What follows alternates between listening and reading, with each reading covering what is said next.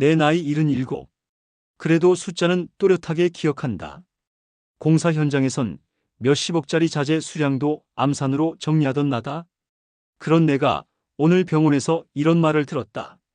초기 알츠하이머 증상이 의심됩니다. 그 한마디에 머리가 띵했다. 의사의 얼굴은 말보다 먼저 당황을 말하고 있었다. 확신이 있는 표정이 아니었다. 망설임. 나는 그게 더 불쾌했다.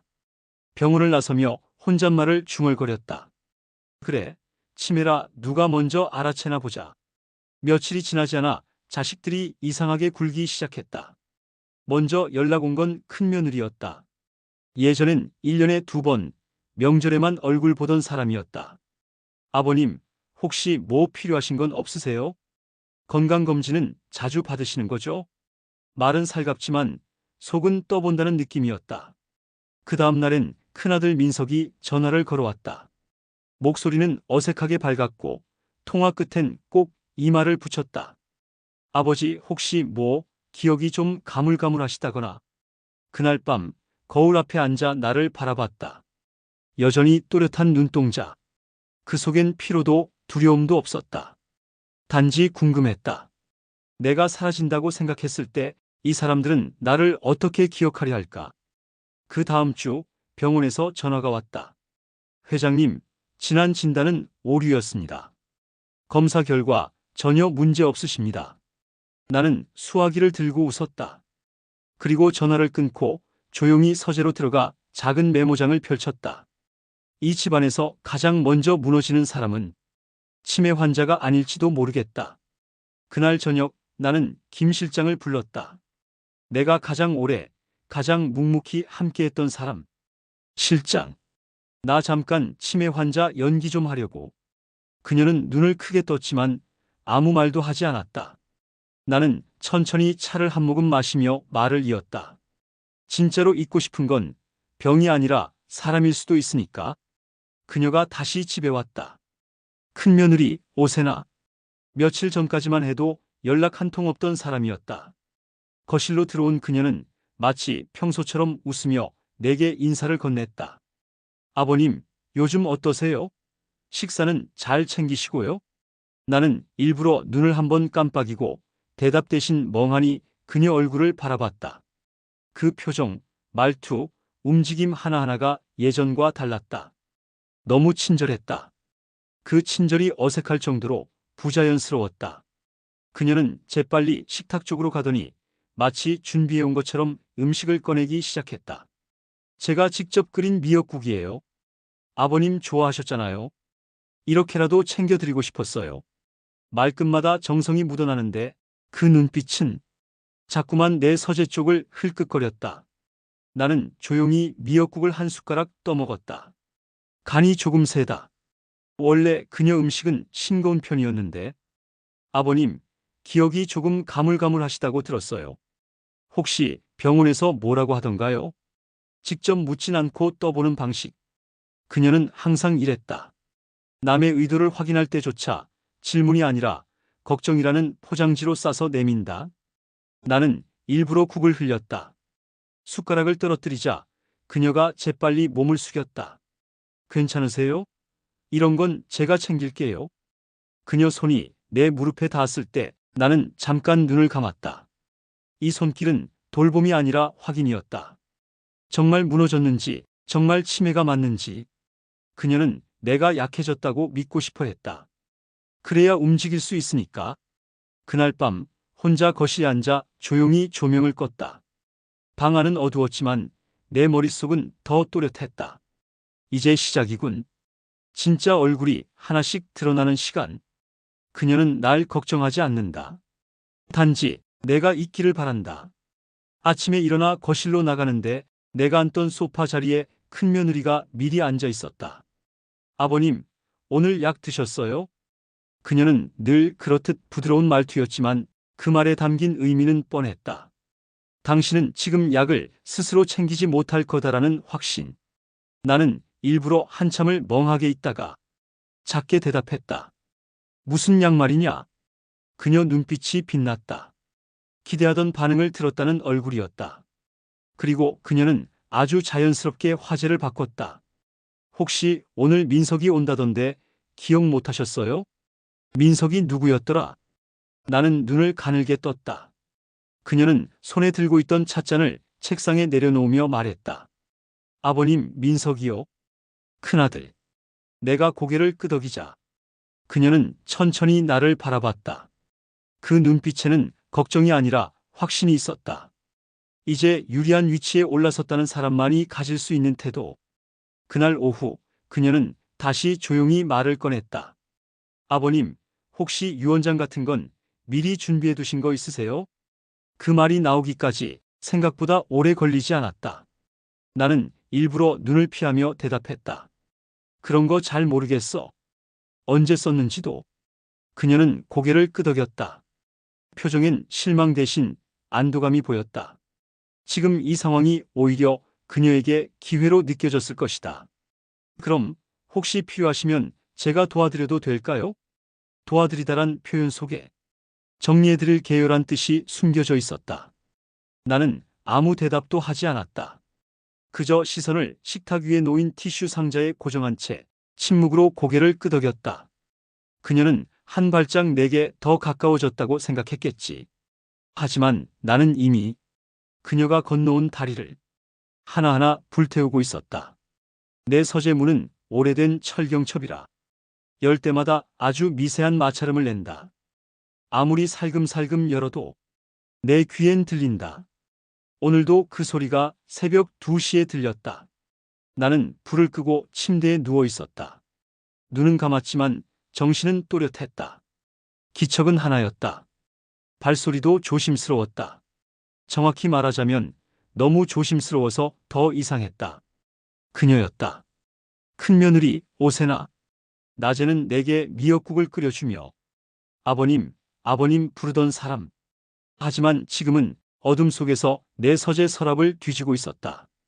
나는 숨을 쉬는 속도마저 조절했다. 혹시라도 인기척을 느끼게 하면 그녀는 경계를 놓지 않을 것이다. 서재는 내 과거가 전부 들어있는 공간이다.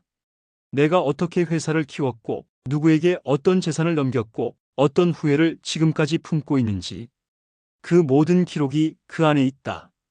그녀는 내 손때 묻은 봉투들을 뒤적였고 한참을 문 앞에 서서 안쪽을 훑었다.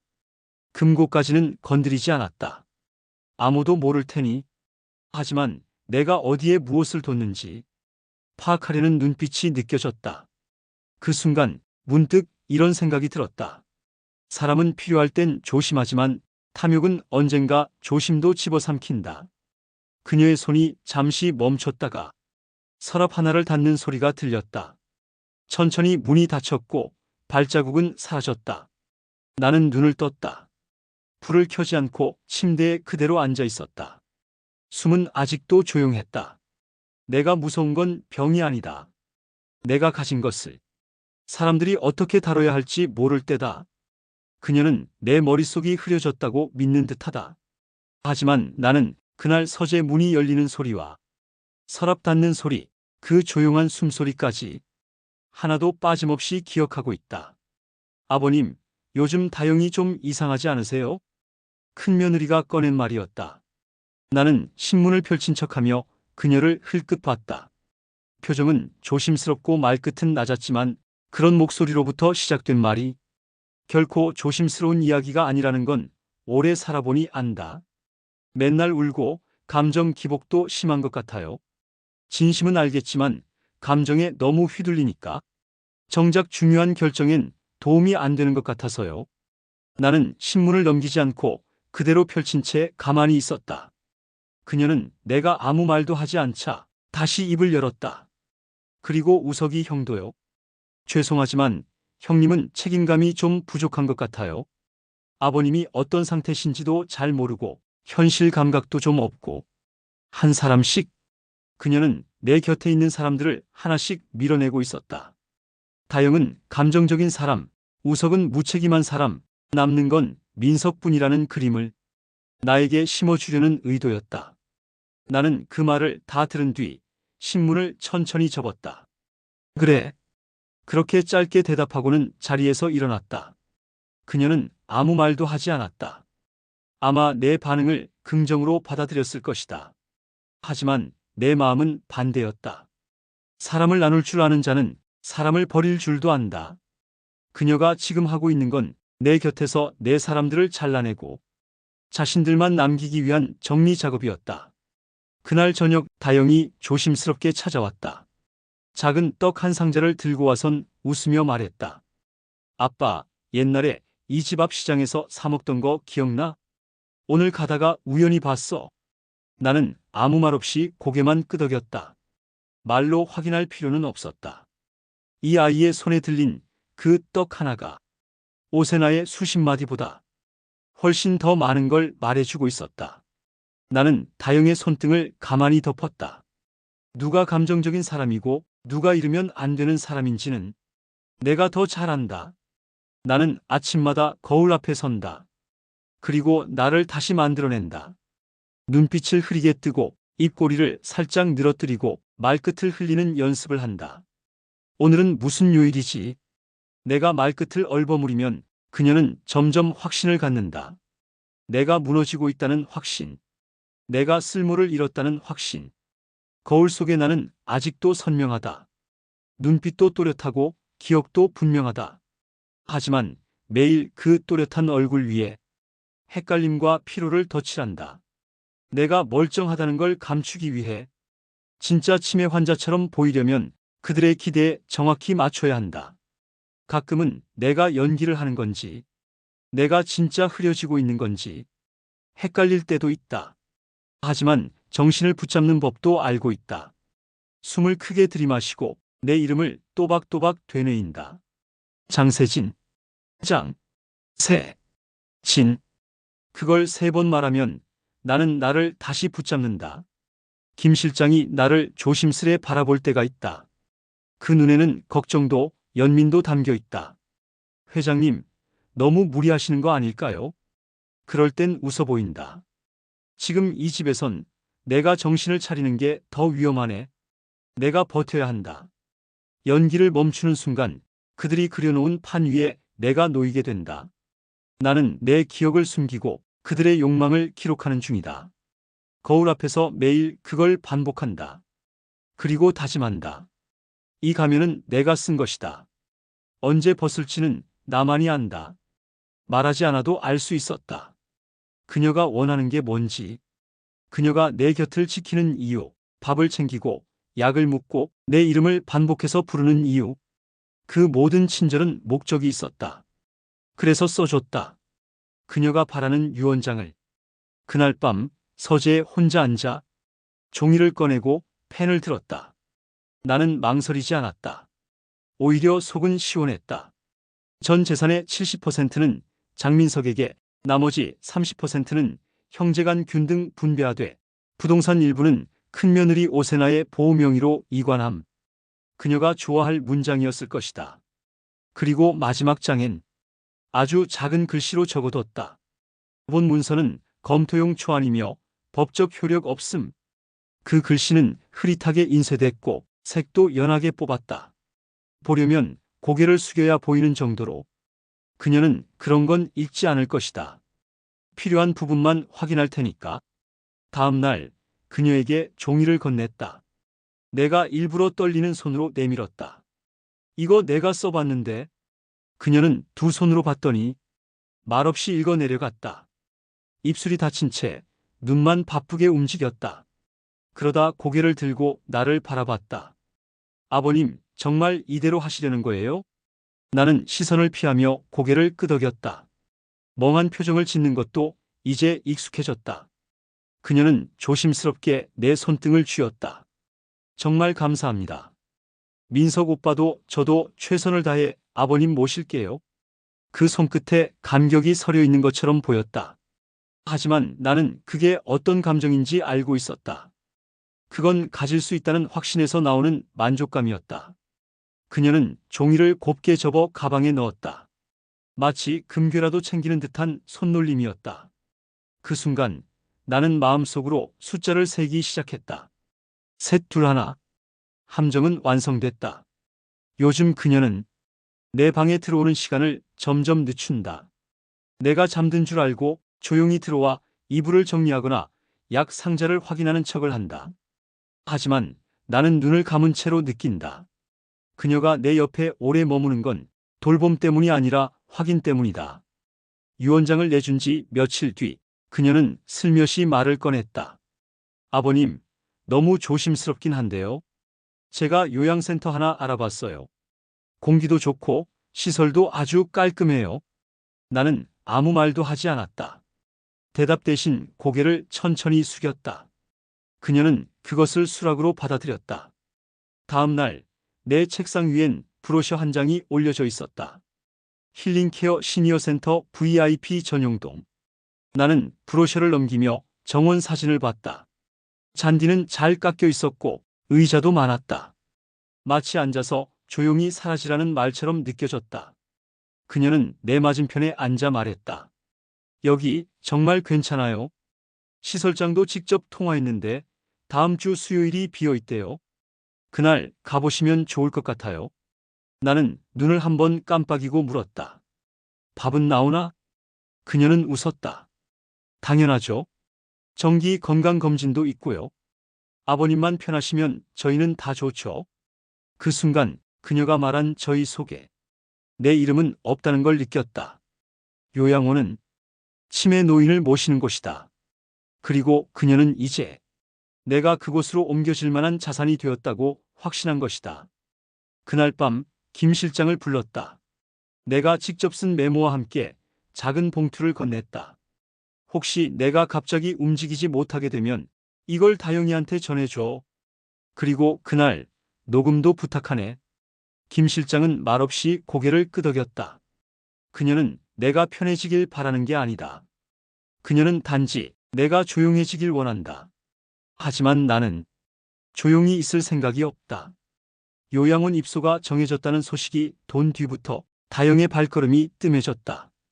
그 아이는 연락도 자주 하던 애였다. 무슨 일이 있어도 꼭 얼굴을 보여주던 아이. 그런데 이상하게 며칠째 소식이 없었다. 나는 직접 묻지 않았다. 그저 기다렸다. 어느 날 김 실장이 조용히 말했다. 며느님이 다영 양에게 연락하지 말라고 하셨다고 하더군요.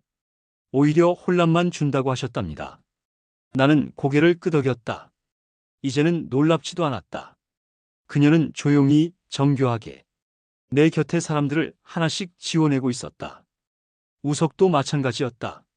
주말마다 오던 둘째 아들은 갑자기 출장, 바쁜 일정, 아이들 핑계를 댔다. 그의 아내가 요양원 얘기를 내게 했을 때 이미 그림은 그려지고 있었던 것이다. 그녀는 말하지 않고도 사람을 흔들 줄 아는 여자다. 민석은 늘 그녀 옆에 붙어 있었다. 그가 어떤 생각을 하는지 이제는 도무지 알 수 없었다. 입은 닫혀 있고 표정은 무표정했다. 마치 판단을 멈춘 사람처럼. 그날 저녁 혼자 방에 앉아 다영이 준 사진을 꺼내봤다. 몇 년 전 가족여행에서 찍은 사진. 바닷가에서 내가 선글라스를 쓰고 있고 다영이 내 옆에서 웃고 있었다. 그 웃음 하나로도 내가 이 모든 걸 견디는 이유가 설명됐다. 그 아이는 재산도 지분도 어떤 유산도 묻지 않았다. 그냥 나를 아버지라 불렀다. 나는 입술을 꼭 다물고 그 사진을 다시 서랍에 넣었다. 그녀는 나를 고립시키려 한다. 그리고 자기가 설계한 안전한 공간 안에 나와 민석만 남기려 한다. 하지만 사람은 고립된다고 있는 존재가 아니다. 나는 기억하고 있다.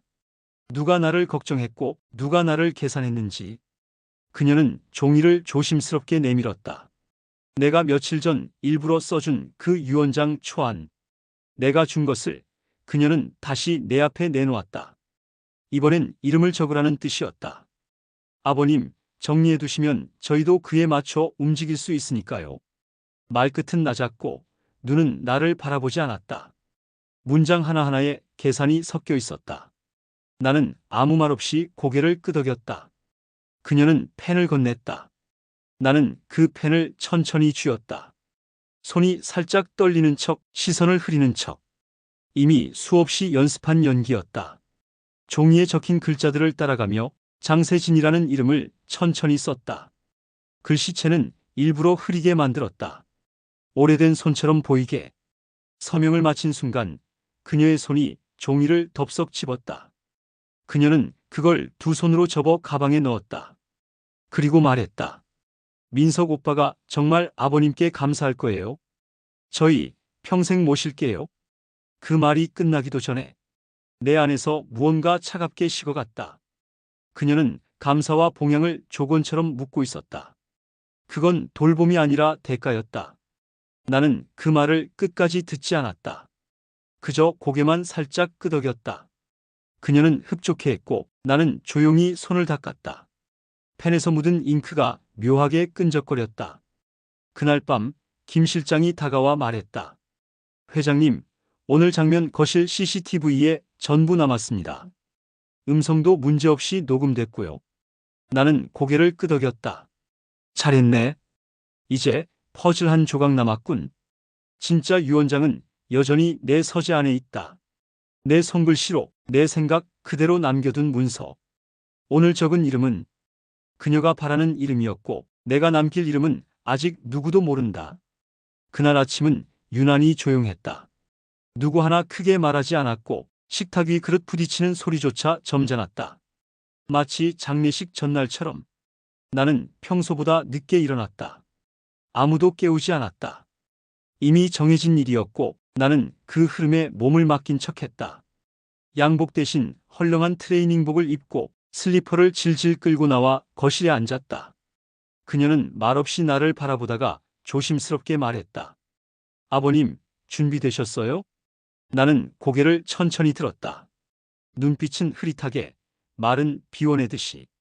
오늘이 무슨 날이지? 그녀는 웃는 얼굴로 다가와 팔을 부드럽게 잡았다. 오늘 요양원 가시는 날이에요. 기억 안 나세요? 나는 고개를 살짝 끄덕였다. 기억나지 않는다는 말은 하지 않았다. 대신 그런 척하는 얼굴만 남겨뒀다. 짐은 하나도 없었다. 그녀는 필요한 건 다 보내놓겠다고 말했다. 나는 아무것도 필요 없다고 생각했다. 가져가야 할 건 오히려 이 집에 남겨두는 게 맞았다. 민석은 차 키를 돌리며 조용히 말했다. 아버지, 차 조심해서 타세요. 나는 그를 바라봤다. 한때 내 회사를 물려줄 거라 생각했던 아들. 지금은 그의 입에서 나를 걱정하는 온기가 느껴지지 않았다. 그건 훈련된 문장이었고 그녀가 심어준 배려의 껍데기였다. 차에 오르기 전 현관 앞에서 한 번 뒤를 돌아봤다. 집은 변한 게 없었지만 그 안에 있는 공기는 달라져 있었다. 문이 닫히고 엔진이 켜졌다. 나는 차창 밖을 보며 조용히 중얼거렸다. 이 집은 내 집이지만 지금은 내가 가장 낯선 사람이군. 차가 출발했다. 나는 창밖을 본 척했지만 사실은 내 안에서 시계를 세고 있었다. 언제 어떻게 돌아올지, 그리고 돌아왔을 때 이 집안의 표정들이 과연 그때와 같을지. 나는 있는 병을 연기하고 있지만 지금까지 본 것 하나하나는 선명하게 기억하고 있었다. 요양원 방은 생각보다 조용했다. 너무 조용해서 숨소리조차 어색할 정도였다. 창문은 크고 햇볕도 잘 들었지만 그 안에 흐르는 공기는 기다림이 아니라 버림에 가까웠다. 침대는 부드럽고 시트는 잘 정리되어 있었다. 이불 위에 가만히 누워 천장을 바라봤다. 낯선 형광등 불빛이 내 눈꺼풀 속으로 천천히 스며들었다. 나는 숨을 크게 들이마셨다. 내가 이곳에 온 건 쉬기 위해서가 아니다. 더 정확히 말하자면 쉬는 척하기 위해서다. 며칠간은 말도 줄이고 식사도 흐리게 반응했다. 눈은 자주 감았고 어떤 질문에도 한 박자 늦게 대답했다. 요양보호사는 친절했고 그녀 역시 처음 며칠은 내 옆을 지켰다. 아버님, 여기 불편하지 않으세요? 힘든 거 있으시면 꼭 말씀하세요. 그녀의 말은 배려처럼 들렸지만 그 말 뒤에는 항상 이 문장이 붙어 있었다. 이제 여기 계시면 저희도 마음이 편하니까요. 그녀는 나를 놓고 돌아가면서도 내 머리맡에 과일 바구니를 놓고 갔다. 바구니 속 사과와 배는 정갈했고 라벨이 붙은 비타민이 놓여 있었다. 철저히 관리된 배려, 무너지지 않을 만큼의 관심. 그리고 조용히 지워지기를 바라는 침묵. 밤이 되면 간호사가 방문을 확인했다. 나는 눈을 감고 환자처럼 숨을 고르게 쉬었다. 그리고 다시 눈을 떴다. 벽 시계를 바라봤다. 초침이 규칙적으로 움직였다. 그 소리를 들으며 생각했다. 지금쯤 그녀는 뭐라고 말하고 있을까? 아버님은 요양원에 잘 계신다. 이제는 저희가 알아서 하겠다. 그렇게 말하고 있겠지. 나는 아직 멀쩡하다. 단 한 줄도 흐트러지지 않은 기억, 단 한 장면도 놓치지 않은 시간. 이곳은 감옥이 아니다. 오히려 더 잘 보인다. 밖에서는 보이지 않던 것들이. 이 침대는 연극 무대다. 관객은 그녀고 대본은 내가 쓴다. 전쟁은 총소리로 시작되지 않는다. 조용할수록 더 치명적이다. 나는 지금 그런 전쟁을 준비 중이다. 요양원 침대에 누워있으면 시간이 천천히 흐른다. 그 속에서 나는 숨을 쉬고 숨처럼 사람들의 말과 표정을 되새긴다. 그녀는 더 이상 오지 않는다. 처음엔 이틀에 한 번, 그러다 일주일에 한 번, 이제는 다음 주쯤 찾아뵐게요라는 문자만 남긴 채 사라졌다. 잘 됐다. 그럴수록 내 움직임은 자유로워진다. 김 실장은 매주 한 번씩 병원에 들러 내게 필요한 것들을 가져다 주고 밖에서 돌아가는 이야기들을 조용히 전해준다.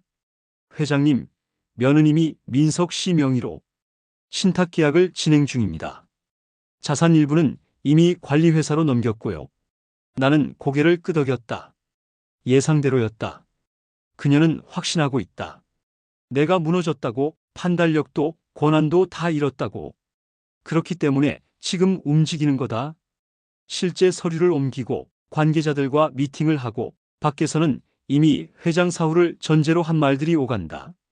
하지만 나는 여전히 그녀의 음성, 손짓, 발걸음까지 모두 기억하고 있다. 이곳 침대 위에서 매일 아침 그녀가 내 방에 들어와 약 봉투를 살피던 장면을 떠올린다. 아버님, 약 드셨어요? 그 말 속엔 정신 차릴 일은 이제 없다는 선언이 담겨 있었다. 좋다. 이제 내가 침묵한 만큼 그녀는 더 많은 걸 저지를 것이다. 그리고 그 모든 걸 나는 김 실장의 손을 통해 정리하고 있다. 진짜 전쟁은 소리 없이 적의 패를 다 읽은 뒤 시작된다. 나는 아직 한 발도 꺼내지 않았다. 그럴수록 다음 수가 더 단단해진다. 편지는 아주 얇은 종이 한 장이었다. 봉투에 찍힌 글씨는 또박또박했고 펜 자국이 눌려 있었다. 다영이었다. 내가 이곳에 들어온 뒤 가장 조용히 사라졌던 아이. 그런데 사라진 게 아니라 보내지 못하게 막힌 거였다. 김 실장이 내게 봉투를 건넬 때 손끝이 살짝 떨렸다. 다영 양이 몰래 전달하신 거랍니다. 주소도 어렵게 알아냈다더군요. 나는 천천히 봉투를 열었다. 안에는 한 줄, 단 한 줄만 적혀 있었다. 아빠, 괜찮으신 거 맞죠? 표정은 괜찮아도 눈빛이 이상했어요. 그날 뭔가 말 못한 게 있는 것 같았어요. 글은 짧았지만 그 안에 담긴 온도가 뼛속까지 전해졌다. 그날 요양원으로 떠나던 날 현관 앞에서 마지막으로 마주친 그 눈빛. 그 아이는 뭔가를 느낀 거였다. 내가 일부러 말하지 않았다는 걸. 나는 오래도록 편지를 들고 앉아 있었다. 아무 말도 하지 않고 그저 그 글씨를 반복해서 읽었다. 아버지라는 자리는 말로 세워지는 게 아니라는 걸. 그 짧은 문장이 알려줬다. 나는 치매 연기를 하고 있었고 그 연기 덕분에 모든 이의 속을 들여다볼 수 있었다. 그런데 이 아이만은 연기 너머에 있는 나를 봤다. 진심은 감춰진다고 사라지는 게 아니다. 보려는 사람이 있으면 보인다. 나는 침대에서 일어나 책상에 놓인 메모지를 꺼냈다. 그리고 조용히 썼다. 괜찮다, 다영아. 아빠는 지금도 다 기억하고 있다. 이 편지가 그 아이 손에 닿을 수 있을진 모른다. 하지만 써야 했다. 그 아이가 나를 놓지 않았다는 사실 하나만으로 내 안의 침묵이 다시 말이 되기 시작했다. 회장님, 정리된 자료입니다. 김 실장이 서류 봉투 하나를 내밀었다. 그 안엔 영상 몇 개와 날짜가 적힌 짧은 메모지들이 담겨 있었다. 나는 천천히 봉투를 열었다. 파일 하나를 꺼내 재생해봤다. 거실. 소파에 앉은 내가 흘린 척한 약봉지를 주우려 몸을 숙이는 장면. 그 옆에서 큰며느리가 말하고 있었다. 아버님, 지금 상태면 유언장을 미리 정리하셔야 해요. 민석 오빠 쪽으로 일단 중심을 잡아주셔야.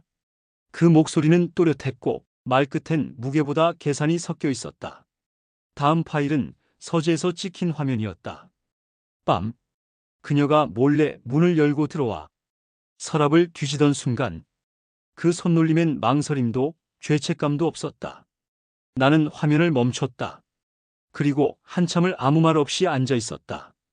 기억은 이미 하고 있었지만 이렇게 영상으로 다시 보니 내가 속았던 게 아니라 그녀가 스스로 드러난 거라는 확신이 들었다. 김 실장은 말없이 내 맞은편에 앉아 있었다. 그녀도 내가 감정을 드러내지 않으리란 걸 알고 있었다. 나는 조용히 입을 열었다. 법적으로도 문제 없겠지? 녹음은 사적 공간에서 본인의 허락 하에 이루어졌고 영상도 회장님 명의의 집 안 CCTV입니다. 문제 없습니다. 나는 고개를 끄덕였다. 이제 말이 아닌 기록으로 대화할 때가 온 것이다. 기억은 부정할 수 있어도 영상은 지울 수 없다. 이제 한 걸음만 남았다. 이 증거들이 세상 밖으로 나가는 순간 그녀가 만든 모든 그림은 무너지게 된다. 나는 눈을 감았다. 그리고 속으로 다짐했다. 이건 복수가 아니다. 그저 진실을 제자리로 되돌리는 일이다. 집 앞에 차가 멈췄다. 나는 차 문을 천천히 열었다. 멀지 않은 현관문이지만 그 몇 걸음이 아주 낯설게 느껴졌다. 김 실장이 조용히 내 손에 지팡이를 쥐어줬다. 그는 말했다. 복귀는 자연스럽게 어떤 표정도 짓지 마십시오. 시작은 지금부터입니다. 나는 고개를 끄덕였다. 현관문을 열자 거실 안엔 조용한 공기가 흘렀다. 가장 먼저 눈에 들어온 건 민석이었다. 그는 내 모습을 보자마자 잠깐 눈을 동그랗게 떴지만 곧 표정을 지웠다. 아버지, 오셨어요? 그 말이 어색하게 느껴졌다. 이 집은 원래 내 집이었고 나는 떠난 적 없었다. 다만 잠시 내려놓은 척했을 뿐이다. 그녀는 큰며느리는 주방 쪽에서 걸어 나왔다. 이미 알았다는 듯한 표정. 하지만 입꼬리는 살짝 흔들리고 있었다. 요양원에서 괜찮으셨어요? 조금 갑작스러워서 놀랐지만 그래도 회복되셨다니 다행이에요. 그녀는 말끝마다 조심을 달고 있었다. 하지만 나는 안다. 그 조심은 내 건강이 아니라 자신의 계획을 향한 것이다. 나는 천천히 거실 중앙 소파에 앉았다. 지팡이를 내려놓고 물 한 잔을 들었다. 기억이 돌아왔다더구나. 내가 먼저 입을 열었다. 그녀의 눈빛이 살짝 흔들렸다. 민석도 나를 바라봤다. 말하지 않아도 전해지는 긴장감. 요양원에 있는 동안 많은 생각을 했다. 누가 내 곁에 있었고 누가 없었는지. 그 순간 거실 안의 공기가 멈췄다. 나는 물을 한 모금 삼키고 조용히 잔을 내려놓았다. 다영이가 편지를 보냈더구나. 그 말에 그녀의 입술이 아주 미세하게 일그러졌다. 나는 그 작은 표정을 놓치지 않았다. 돌아온 건 단지 몸이 아니라 기억과 증거 그리고 나를 지우려 한 이들에 대한 끝까지 남은 분노였다. 이제 시작이다. 식탁에는 네 사람이 앉았다. 민석, 그 아내, 그리고 나. 셋은 말을 아꼈고 하나는 유독 말이 많았다. 아버님, 갈비찜은 입에 맞으실까요? 예전엔 매콤한 걸 좋아하셨는데 요양원에서는 싱겁게 드셨다길래. 그녀는 정성스럽게 차린 음식을 앞에 놓고 조심스러운 말투로 나를 살폈다. 하지만 눈빛은 예의보다 확인에 가까웠다. 이 사람, 진짜 기억 돌아온 걸까? 그 의심을 감추려 애쓰는 표정이 오히려 더 분명하게 보였다. 나는 숟가락을 들었다. 고기를 한 점 집어 입에 넣고 천천히 씹었다. 옛날보다 부드럽군. 짧은 감상에 그녀는 안도의 웃음을 지었다. 하지만 나는 웃지 않았다. 그 순간 이 집안의 공기가 이 식사를 잔치상이 아니라 전선으로 만든다는 걸 느꼈다. 식사 도중 민석이 조심스럽게 입을 열었다. 아버지, 혹시 복귀하신 김에 회사 쪽도 다시. 그 말에 그녀가 재빨리 말을 가로챘다. 회복하신 지 얼마 안 되셨으니까 당분간은 푹 쉬시는 게 좋지 않을까요? 저희가 잘 정리해뒀어요. 나는 고개를 천천히 끄덕였다. 그리고 물컵을 집어 한 모금 삼켰다. 그래, 쉬긴 해야지. 하지만 내가 쉬는 동안 누가 뭘 했는지는 잊지 않았다. 그 말에 숟가락 소리가 멎었다. 모두가 내 쪽을 바라봤다. 나는 시선을 식탁 위에 둔 채 말했다. 거실 CCTV는 고장이 안 났더구나. 요양원 간 날도, 그 전날도, 그 전전날 밤도 잘 찍혀 있었어. 그녀의 손끝이 떨렸다. 젓가락이 그릇을 살짝 건드렸다. 짧고 날카로운 금소금이 흘렀다. 나는 처음으로 그녀를 바라봤다. 그날 서랍을 뒤지던 손. 내가 모를 줄 알았나? 그녀는 입을 열지 못했다. 민석은 놀란 듯 그녀를 쳐다봤고 식탁 위에 갈비찜은 식어가고 있었다. 나는 숟가락을 내려놨다. 이 식사 마지막일지도 모르겠구나. 가족으로서 서재 문을 열었다. 오랜만에 밟는 내 방 바닥은 어디 하나 먼지 하나 없었다. 그녀가 매일 청소를 지시했겠지. 하지만 서랍 속까지는 건드리지 못했을 것이다. 그건 내가 그녀보다 오래 준비해온 일이었다. 천천히 책장을 밀었다. 뒤에 숨겨둔 금고. 비밀번호는 내 생일. 그 누구보다 가까운 숫자지만 그 누구도 감히 손댈 수 없던 조합. 철컥. 금고 문이 열리자 안에는 내가 쓴 봉투가 가지런히 놓여 있었다. 하얀 봉투 3장. 그중 하나엔 진짜 유언장이 들어 있었다. 나는 그걸 집어들었다. 묵직한 종이의 감촉. 내가 아직 살아있다는 증거였다. 거실로 돌아오니 민석과 그녀는 여전히 식탁 앞에 앉아 있었다. 미동 없는 자세, 하지만 눈빛은 이미 들떠 있었다. 그들은 몰랐다. 그 흥분이 무엇을 무너뜨릴지를. 나는 식탁이 아닌 소파 위에 자리를 잡았다. 그들이 나를 향해 시선을 돌렸고 나는 조용히 봉투를 꺼냈다. 이게 뭔지 알겠느냐? 민석이 먼저 입을 열었다. 아버지, 혹시 유언장인가요? 그녀는 숨을 죽이며 시선을 떼지 못했다. 나는 고개를 끄덕였다. 그리고 천천히 말했다. 내가 요양원에 가기 전 이걸 다시 적었다. 정신이 또렷할 때 손으로 직접 내 이름을 써가며. 그녀가 순간 말을 꺼내려다 입술을 깨물었다. 눈빛이 흔들리고 있었다. 이건 계획에 없던 전개였을 것이다. 나는 조용히 봉투를 열었다. 그리고 안에서 종이를 꺼냈다. 사인과 날인, 날짜가 적힌 문서. 법적으로도 완벽하게 준비된 진짜였다. 내가 가진 마지막 말이다. 그리고 너희가 나에게 보여준 마지막 모습에 대한 대답이기도 하지. 나는 유언장을 식탁 위에 내려놓았다. 그녀의 손이 아주 미세하게 움찔했다. 하지만 나는 손을 올리지 않았다. 이제부터는 그들이 어떻게 반응하는지를 천천히 조용히 지켜볼 차례였다. 나는 종이를 들고 눈을 감았다. 여전히 내 손에 남아있는 먹의 감촉. 그날 밤 서재에서 떨리는 손으로 한자 한자 눌러 쓴 문장들. 그건 분노가 아니라 정리였다. 내 삶의 끝을 스스로 매듭 짓는 일.